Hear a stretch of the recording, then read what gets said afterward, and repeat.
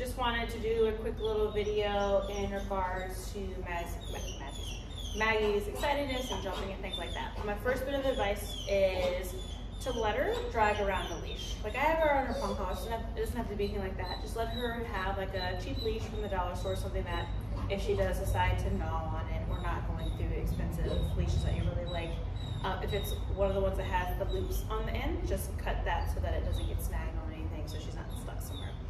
The reason for this is so that you essentially have something that you can grab onto to gain a little bit of control. The reason for this is because of how dogs communicate. They are not verbal how we are. They don't have words. Yes, they make noises and barks and growls and all of those things, but it's much more an emotional thing, an emotional language, I guess, whatever.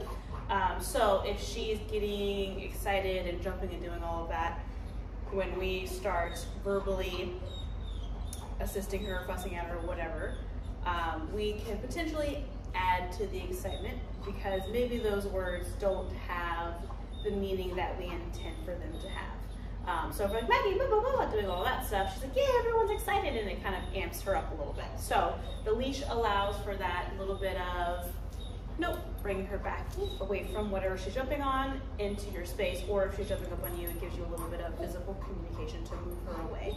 And it also allows for us to be more proactive. So like if we know people are coming over, or we know she's going to be in a situation where she's likely to jump, we know that she likes to jump. It's something that's very, very reinforcing for her, right? It feels good. It's almost like we don't even need to be a part of the picture for her to want to jump. It's just of value to her. So we have to be able to tell her, no, we don't like that, in a language that she understands. We want to be able to, before she even goes to jump off, be able to kind of move her a little bit. And what I find, especially with young dogs, if that's something that they are used to doing and they do pretty frequently,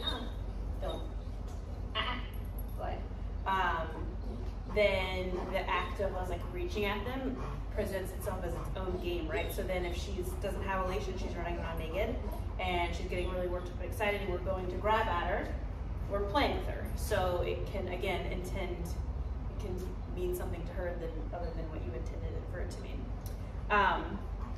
So that's one part of the puzzle piece, is being ready, being proactive, having a way to communicate with her effectively. My job here has been a little bit more of creating a common language between us, right? So I want her to know the words that we use because as humans, we are verbal, right? We use words. So, okay, yay! She is learning here the word out. And I use, like, off I use too, but I really want her to understand the picture of out because for me it's a more all-inclusive thing where I'm saying out off of me. I'm saying out away from another person. I can say out if she's counter-serving, things like that. It just means to leave a resource alone, so whatever that resource is. So she's already learned, Maggie, that if she's running up to me and I step into her space and say out, good girl, she knows to move backwards. If she's running up to another person, I can say, Maggie, out, come, and she can come back to me. She moves away from that source and back over to me. Come. Yes. If she is sniffing at something on the table and I say out, she then is going to know what that word means. And now that she's going into the second half of training, we're going to be much more, we're going to generalize that command a little bit more into different types of things. Like she's already done all of the, I'll have Deanna kind of walk around with food in her hand, a lower value item, so usually her kibble. And as Maggie's eating it, I say the word out, and then when she leaves that alone and runs back to me, I mark with that yes, and I pay her with, I have hot dogs, higher value reinforcer. So she's learning the language of what out means and that it applies in different contexts, not just jumping on me and things like that. So, again, what it's going to look like. Hi Maggie! Hello, I know you're so tired right now. Before she gets to jump, out. Good girl, yes. Yeah. I step into her space, out, and I say the word out. Good girl. And I like to practice that often. Like I want to very regularly, out, good girl. I want to ask for my space, personal space. I want to advocate for my space.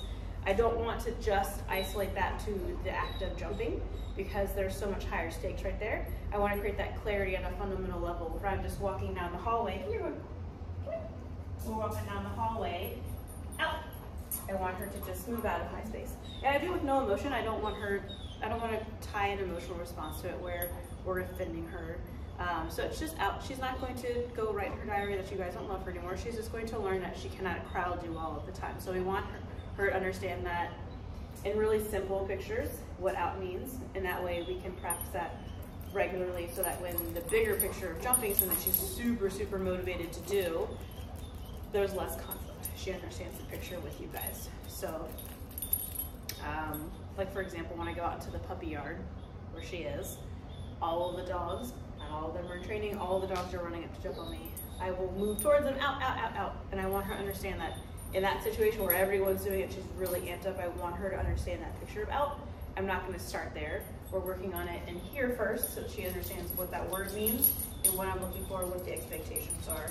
So that when I do go out in the yard and she goes to go do it because she's just reflexive, right? Like that just feels good to her. When I say out, you'll see her think about it for a second and then put her butt down on the ground. When she calms down, then I give her the attention that she's looking for. All right. Good girl. Hopefully that's helpful. Come on, girlfriend.